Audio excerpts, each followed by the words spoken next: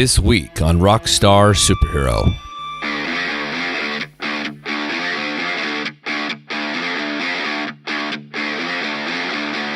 I'm no hero, marks on my soul. I made mistakes, I've been down that black hole. Ow, mama always told me. Today was a show like no other. This was my chance to interview a real legend, somebody in the business I'd always admired, somebody I really didn't know much about but had enjoyed her music. I knew she was an icon. I knew she was a celebrity. I knew she was all the things. I knew she was an influencer of men and women all over the world. I know she sold more records than almost any other artist. She's just one of those people. She's undeniable. There's nothing you can do about it. And even people who don't know who she is or where she came from or that she ever existed or that she still exists, guess what? You're wrong. Suzi Quatro is all that. She's always been all that. She's the real deal. I adore her. I love her music. I love that she chased her dream and she never quit. Never. She never let her family get in the way. She never let friends or relationships or anything stop her. I imagine she gave up on a lot in her life. And these are things that don't need to be asked again because, come on, man, she's an icon. You don't need to ask an icon the same 12 questions over and over again. So that being said, I poked her a little bit and then I just let her talk because she's freaking Suzi Quatro. So ladies and gentlemen, I hope you enjoy this very special show with the legend Suzi Quatro on the Rockstar Superhero Podcast.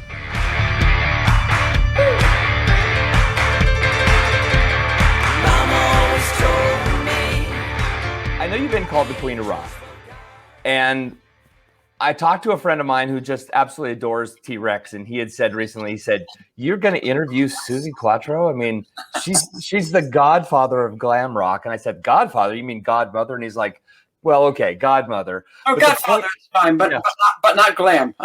Yeah, I know. But I thought that was interesting that he said that.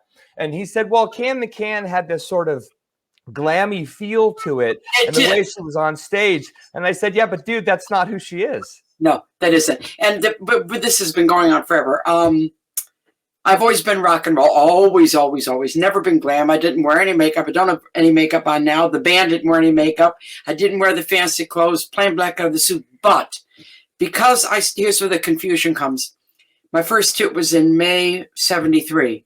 And right in the middle of that glam explosion. So I just got lumped in with them. But I was kind of like, they were glam and I was anti-glam. Yeah. So, but it's that period where I began. So I've always been based in rock and roll. You know, it's never been a glam sound for me ever. Well, your last album proves it. You know, you just released this thing and it's got these incredible pieces on it. But that song, Get Out of Jail, I don't know if anybody brings it up, but that's by far my favorite on the record. People do bring it up. But what's funny about that, because the whole album was written and recorded during lockdown. You know, nobody had any choice. And I mean, we would have done it anyway, but maybe not in that space. And my son, just as we started to write, just as lockdown was starting, because I did No Control and this album with him, he said to me, "Mom, I got this crazy idea." I said, "Yeah." And he showed me this lick and he said, "I want to call it Get Out of Jail." I said, "Why?" He said, "Well, you know how you are. You've worked your whole life. And imagine you were in jail and you had to get out before one more gig." And I thought, okay. Then about a month later, when I started to work on this song, I called him and I said, "Richard, this is a no-brainer. I don't have to even try. The words are writing themselves. We're living it." and so the whole song, I put it aside. And then as like month 2 came along, I went, oh my God, now's the time to write this. And it came out just exactly like what we're feeling. So that was a bit of luck, you know? Yeah. It sounds to me, that whole record sounds like catharsis and this sort of push back against what's going on in the world. And you're sort of dealing with it later in your life, especially with all the history you have. I think it's just an incredible testimony that you've always stuck to your guns. That's the one thing that is probably the most constant in my character. I'm uncompromising with myself. I won't live your version of me. I'm me. If you don't like it, go. Goodbye. I don't hold you here. And I kind of stuck like that my whole life. And plus, I'm determined. Yeah. Yeah. And I've been like that my whole life, But if you want to say 3 words that I use to describe me, which I always have done, I'm a creator, I'm a communicator, and I'm an entertainer. Yes. Yes. Well, the word creator is a big one right now because the world is forced to be creative. We have nothing else to do. We have to figure out a way to get it out. And you've done that. And again, you've remained true to your vision. And I adore it. I will tell you that my wife, she just stepped out. I recorded these in my home sort of office here. And she said to me, I have a daughter named Cadence, who's 10 years old. And she said, you realize, oh, thank you. She said, you realize this is the most important interview you'll ever do for your daughter. And I said, I'm already stressed out because I'm interviewing this icon. Yeah. And then you tell me my daughter. A good wife will pile the pressure on every time. She totally did. But what I love about who you are is that, again, your vision has remained constant. No, it's no big deal. Later, I'm on the phone. I'm doing an interview. Is this Len? I'll call you right back. Ex-husband. I love it. No. It's my ex-husband on the phone. It's great, isn't it? I just had the husband on that one and the ex on there. Who's next? An ex-lover? You saw it live on your show. Oh my gosh, that's fantastic. Well, just to quickly say is that, yeah, my wife said my daughter is going to take this interview. She said, when you're long gone, Rob, when you're dead and gone, there'll be proof that you talked to Suzi Quatro, and your daughter is going to hear you talk to this legend. And she's going to say, did Suzi hold you accountable? And I said, I don't know if you remember this, but when I emailed Suzi to be on the show, she totally lambasted me and told me I better do my research. Do you know what? There's nothing worse. And I have done radio for 15 years. BBC Radio too. I've been on the other side of the microphone professionally for 15 years. And I've done many documentaries and this and that. So there's no excuse, in my opinion, to be disrespectful to whoever you're talking to and not have done your research. That's right. Sometimes you get, and I do them all right now, publicity nonstop. So at least be interesting with me. I've had not that many, but some people come on and they go, so tell me about how you started. How many times have you been asked that? No, but I mean, and that's your question. Can you and then you get the other side where they go, so you wanted to play bass because you wanted to prove that women could do this, and you thought that if men thought that women, and this 20 minutes, this guy's asking his questions, and then you just go, so because I've been on both sides of the microphone, I know what the good questions are. I always give everybody my complete. I always do, even if they're crap. I still give them my complete, and there are some crap ones, but it's part of the game. It's part of the job. You got to do the grunt work, But it makes it nicer if you're prepared, and instead of going down a list of questions, your stuff, and you can have a conversation. Yeah. I used to make my notes when I did all my documentaries and this and that. I'd make and I never looked at them. But the whole point of doing the notes cemented in what you needed to know. Yes. So that you could know your notes are there, but they just go, hey, and then you just talk. That's the best way. Yeah. Yeah, no, I agree. I watched the movie, the documentary Suzi Q, and it's one of the best things I've ever seen. And I'm not telling you this because I'm sitting in front of you. It was really inspiring and it was eye-opening. And to be honest, because I live in America, I know you've heard this a million times, but we know bits and tiny pieces of you. We know the Happy Days thing. We know the Stumblin In thing. And then to us, in a lot of ways, you've just been somewhere else. You know what I mean? And I don't mean that in a mean way, but what I mean is it explains it in the documentary very well. You didn't quite get me in the beginning. It was too early. Everybody says that it was. Yeah. When I first started touring there, and I was having hits everywhere, huge in the world, million-selling artists. And then I came back with my UK band, back to the States to tour. And all I heard on the radio in 74, which was my first tour, 73 I started having hits, 74, was the Eagles and Linda Ronstadt. And this is all I heard. Yeah. Every station you turn, so they weren't ready for me. But No. by playing Leather Tuscadero as a bass playing female, that opened the door, and then they went, oh, this is okay. You know, it doesn't matter. However you discovered me, you eventually did.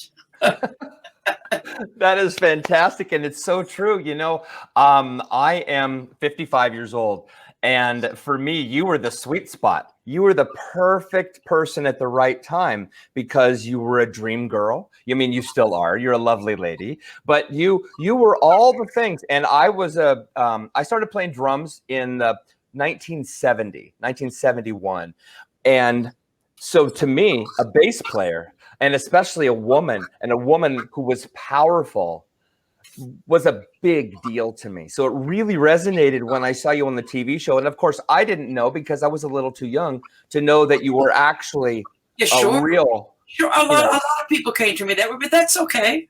Yeah, that's okay. It doesn't matter. However you got there in the end. Better late than never. Yeah. Well, I've been hesitant to ask you questions about those things because I know they've been over asked, but I do actually have a question about Stumblin In, if I could hit that before we go to your record. Sure. How did Stumblin In end up being such a radical departure from what you do? I mean, how did the Chris Norman thing come together? How did, because I really, in a lot of ways, based on your discography, I don't understand it as it's like a standalone. It is a little bit strange. It was that one and If You Can't Give Me Love, and both huge hits. Yes. When we did If You Can't Give Me Love, we wanted a departure. I was just starting in Happy Days, and we were working again after a year's separation with Mike Chapman. And he said, why don't we try something different for this one, not repeat? I said, good idea. So we went and he said, I love your country rock voice. You got a great country rock voice. Besides your rock and roll screaming, which is very natural to me. He said, you've got the great kind of voice for that. So we decided to do a little bit of a change of pace for that one. Then I was in Cologne. We were recording I believe it was the Funeral Suzi album, and at EMI Studios. And there was a big award ceremony in Germany. And we all went. Got an award, blah, blah, blah. And afterwards, there was a big party for all the artists. So lots of stars there and a band on stage. Oh. Me being me, I play anywhere. I'm so cheap. So I'm walking around all the party, all these famous people. Hey, want to go up and jam? Want to go up and jam? Nobody would. I'm not working tonight, blah, blah, blah. I'm going, God, you're boring.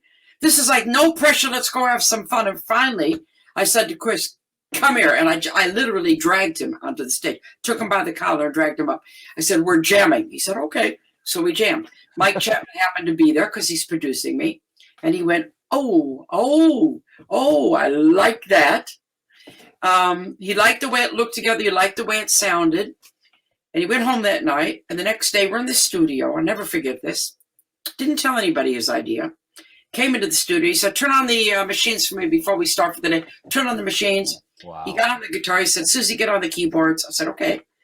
He said, after every line I sing, can you go da da da da da on the piano? I said, sure. So he went, our love is alive, da da da da da. And so we began da da da da da. He did the first chorus and he went, great, give me that tape and I got to write the verse. And then when we went to record it, because Chris was in Smokey and he didn't want to upset the band, so the band didn't even play on it. My band played the track. Okay. And when we did the vocal, Mike had the very good idea, which is why it's such a magical track, to record us as if we actually got up, what he saw that night, as if we got up and just started to sing together. So he put Chris here and me here. And we sang it to each other, which is why you get that magic. Oh, that does make a lot of sense. Yeah. So he said, I'm going to do it. You guys are singing to each other. So that's how we did it, And it's the only thing we ever did together. But what an evergreen song, just is real magic on that. That's all. Great. And it didn't matter that it was a departure. It didn't. No, a great song is a great song. And it's a total timestamp on the late 70s as well. It feels like the late 70s, at least to me. And I mean, and again, for me, just as a listener, I identify with that specific period of time. If that song comes on the radio, it's it's 1979 and I'm in Eastern Washington State and I'm working in an orchard picking apples, It's a time capsule. Yeah, it is that song. It does do that to you. Great I tune. love it. Yeah. I know you've been in the UK for 50 years ish or so. But one of the things I found interesting was you went and you stayed. Now I get it. There's a million reasons why you did that. But I look at Jimi Hendrix, I look at Chrissie Hynde, who said, "Hey, I'm going to go to London. I'm going to get in that scene and sort of build my chops there, and then bring it back to a record deal in the States and whatnot." Yeah, but she made it here. She made it here for the same as me. Jimmy did too. Mine was just a series of coincidences. Tell you the truth. Yeah. In my second wave of the all-girl band Cradle, where I was pushed to the back a little bit. I was always the front person, 100% the front. The little sister wanted to come in, so I kind of went back, and I had the two offers to go with the Elektra Records. Saw the band, said no to the band, wanted me. The same week, Mickie Most came to Detroit. Wow. That's amazing. Only wanted me, so that's my time to go. And I had a 3-month flight there and a 3-month flight back. Like 3 months over there, then I was coming back. He was going to make an album with me and send me back. Took longer. He couldn't record me. Bless him, he's gone now. Mickie never knew how to record me. He knew that he wasn't getting it. So smart enough to know that, And I knew I wasn't getting it with him. It just wasn't working. Loved him to pieces, but he didn't record me. Then I formed a band. That made everything make sense. I said, I can't stand this anymore. Mickie, gotta have a band. We started to work doing all my own songs. Everything started to make sense. Then Mike Chapman came on board, and then everything was good. So we're going on months now, months and months and months. So I've been here October 71. We're now in November 72. Got my band, and Mickie puts me on the Slade tour. During the Slade tour, I fall in love with my guitar player. More roots are put down, And I went back to America since 74, back, forth, all the time touring. But I just ended up staying here through no plan. Had no plan, Yeah. Well, but I watched the documentary, of course, and then eventually there's that moment, and I don't want to give too much away to the people who haven't seen it yet, but there's that moment when you receive the painful recording. And I imagine, and I don't want to dig on that because I know that kind of thing sucks. It sucks on your life, but yet it sort of bonds you to this new life, this new world, and says, maybe this is who I am now. This is where I live. This is where I belong. I imagine that just kind of forced the issue, like that kind of completed your choice. Yeah. Without giving too much away for those that haven't seen it, that was a very pivotal moment in my life. Very hard to relive. I have that CD actually up in my safe. I had it transferred to CD. I went through a variety of emotions. First of all, I was deeply hurt. Yeah. Deeply hurt. Just devastated that this is how my family spoke of me. And that went into anger and then determination. Yeah. Bang, bang, bang.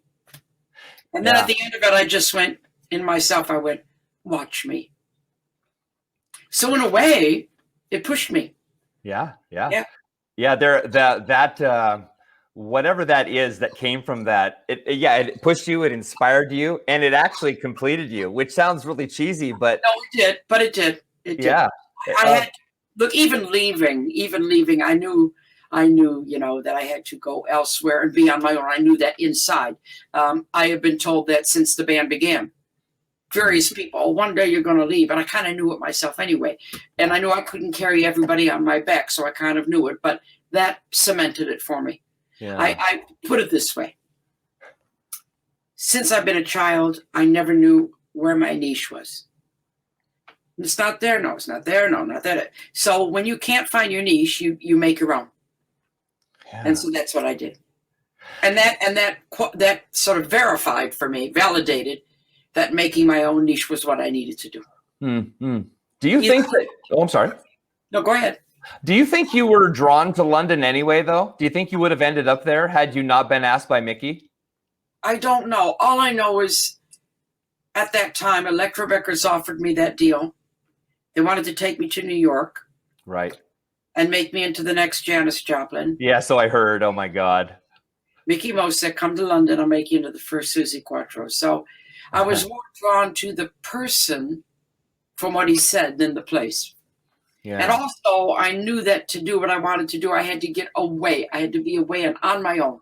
I had to be alone to follow my path. Yeah, it seems that all the, I don't want to call it interference, but all the people in your life sort of pushing you and moving you around. It was almost like there was a lot of bullying going on. Oh, there was emotional bullying, yeah. Yeah, and even some physical, like putting you in the back. I'm not going to let Suzi be the front person anymore. She's too cute. There's something about her that pisses me off. Whatever that thing is. But isn't it funny? But isn't it funny that they pushed me in the back and nobody wanted the band and they only wanted me? And I was in the back and I sang 2 songs and went back again. Hello. Yeah. Well, your energy belies that, though, right? I mean, you can't stop progress when there's such an obvious natural fit on the stage. I mean, I think there's something you had said, and I want to get to it in a little bit, but it talking about this idea of discernment. You knew who you were. You've always known who you were. You always knew where you were going, and you claimed it despite everybody else's behavior. Yes, I like I said, I'm uncompromising about that. I have lived my life that way, and I still live it that way now. I will be true to myself, like it or not. It doesn't matter. I am me. I'm not going to be anybody else. I've had to do that my whole life. I mean, there's a line in that documentary that I always flick back to, and it's my sister Patty, and she says, "Oh," which just it flummoxes me. "Oh, you'll never stop Suzi. You'll never peg her. Nobody's going to stop her. Nobody's going to stop her. Not her family, not her kids, I think, why would you stop somebody?" Yeah. No, I heard that and I went, what? Yeah. Why would you prevent somebody from going on their path? Why would anybody want to? This is what I don't understand. Yeah. I mean, well, watching that documentary, I will tell you, it's very clear that there's a lot of envy, or maybe let's ramp it up a little farther and say jealousy. Yeah. But there's also a sense of being left.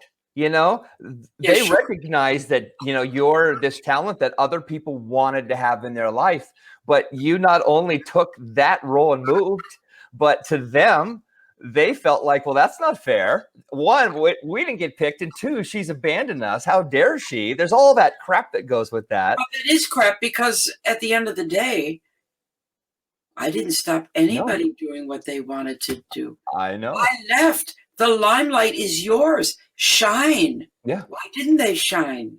Yeah.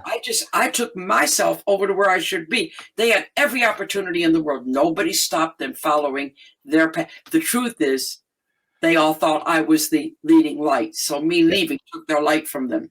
Yeah. Yeah. And if they were honest, they would be able to say that. Yeah, no, that's true. I think that's the hardest thing. I mean, they're not without talent. Don't let me say that. I mean, my younger sister, she sings great. Patty's a very, very good guitar player, and they have their talents. But there's a God forbid, there's a thing called X Factor. And I've talked to many other people in my position, and we've been honest. And if you have that, you're aware of it from very young. And you don't know why you are.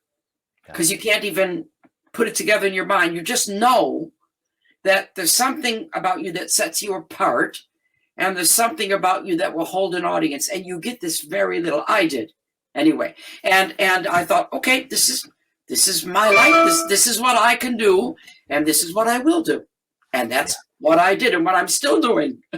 Yeah. No, well, it's how you've been built. It's in your DNA, and it's in everybody's DNA. And most people won't go after their own X factor because they want what culture tells them they should want. They don't want the truth, and you want the truth. And that's what makes you special, Suzi. Absolutely. I've been like that my whole life. Okay, so I got to ask this question. I know you've been asked all of these, so my apologies. But how hard is it to carry the role of an iconoclast? How hard is it to be saddled with a title? it would be harder to not be saddled with it. That's fair. I wear it comfortably, but saying that, and this will be a good thing to wind up now. I can tell you this now. I'm very honest, as you know, and I had no idea that I was doing what I was doing. Honestly, did not. All I was doing was being me. Right. Boom. You know, there's nobody could say, oh, it could have not happened. I could have not made it. That could have happened. I was just me. And it didn't dawn on me until I saw Suzi Q at the first time with an audience in a theater, in a cinema, in London. My first premiere I went to. I was doing for the Q&A at the end. And I thought, oh my God, I've got to see this with an audience, because you feel it then. Boy, you can judge it then with the people. So I kind of snuck in and stood on the side. A couple of people saw me and I went, shh, shh, and they did. And I watched it and I saw all these women coming up. I was crying half the way through. It just really humbled me, and the penny dropped. Finally, the penny dropped. And I called Cherie the next day. Cherie Corey is a good friend of mine.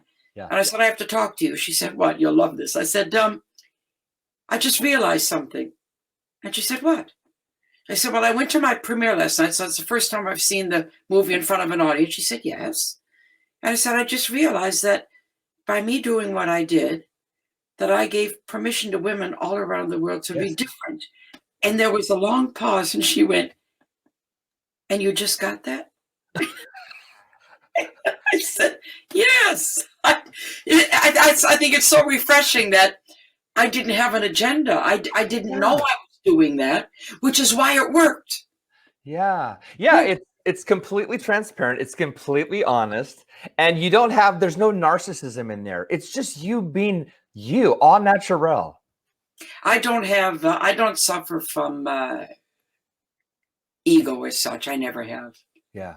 I'm too childish, a little bit insecure, and this that just keeps me grounded. You know, I mean, I didn't even grow up thinking I looked any good. So I always say to my husband how great that is that I didn't grow up that way, because then becoming a pinup, how that could have messed with my mind.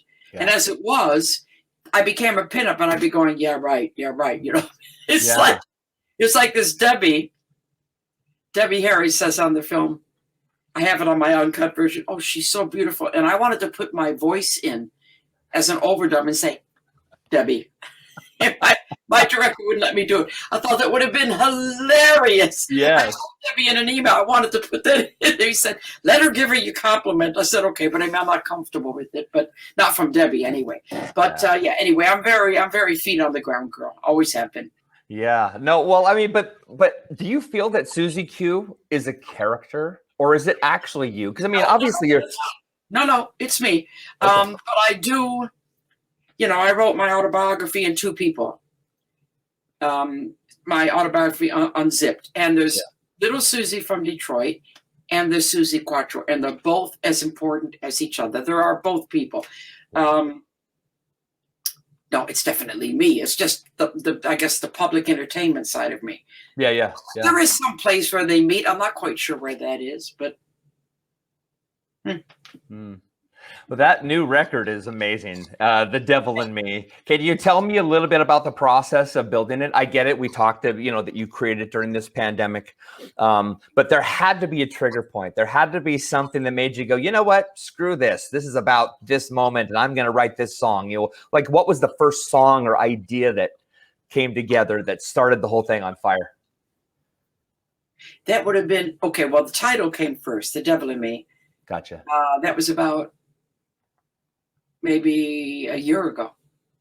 No Control was doing great everywhere. The first thing I did with my son. And I made the comment to him on the phone, oh, God, will the angels guard the devil in me? And Richard went, Mom, that's the title. I said, it is. So I wrote on a folder, The Devil in Me. Awesome. He said, that's the next album. I said, it is. And then I had these words. I wrote words. And when we started to write, I have to go backtrack a minute. Anyway, I had the folder. I confused you. I had the folder. So he was supposed to be on the road last year. He had 11 days at home only. I had 95 shows booked. The company said, let's make another album. We both said, when are we going to do this? We didn't know. And then lockdown, March, boom. So I said to my son, okay, this has happened. We've been asked to make another album. Now we're going to use this time. Luckily, I had built a studio there without knowing this was coming. So I had a little studio out there. I said, let's write the album. So we started to write. The Devil in Me, I had that written down. And I wrote a set of lyrics, which is unusual for me. I mean, I write poetry. I have a poetry book. But I wrote these lyrics, and then I kept trying to find music to it, and I couldn't find it.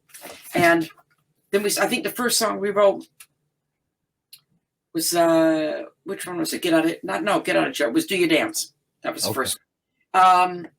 So good. Well, I had these lyrics and I couldn't find music to, so we're mid-writing now. March, April, May, we're writing.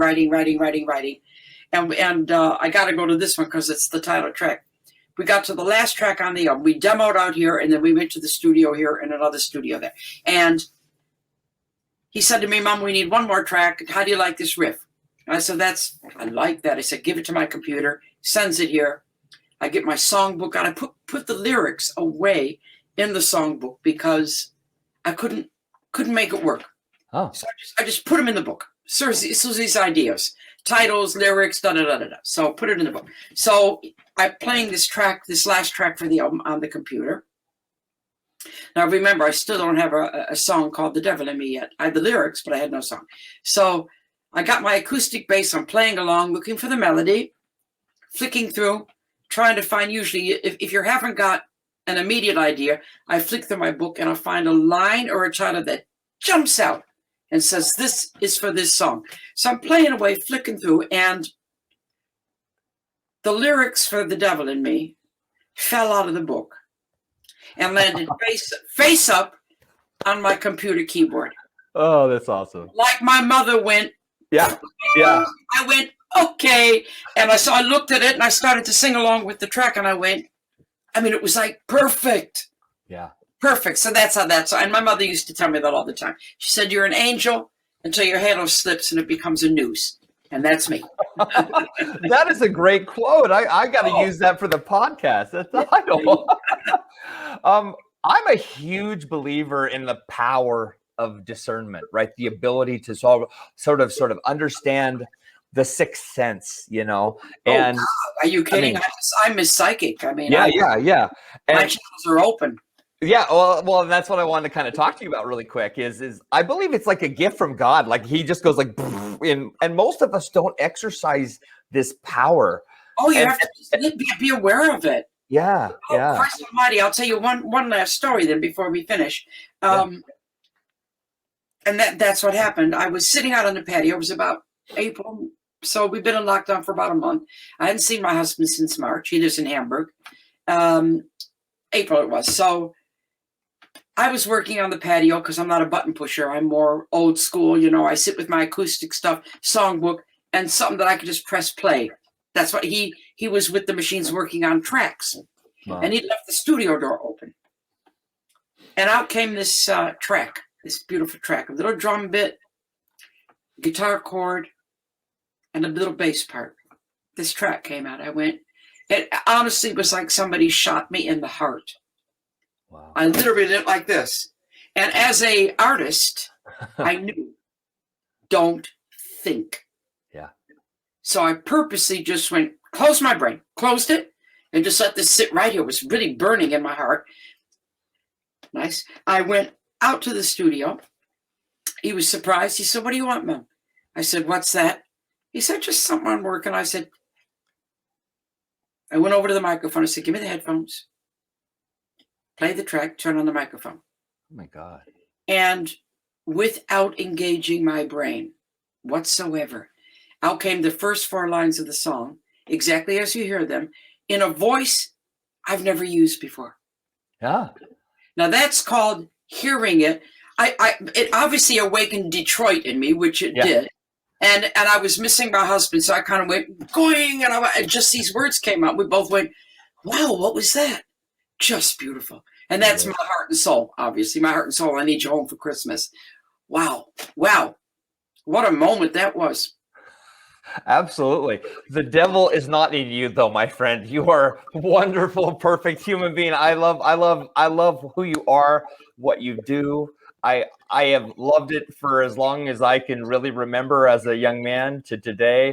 I was incredibly nervous about meeting you, but I am so honored that you spent some time with me. And I want to make sure people know they got to go out and get that record. The Devil in Me is really special.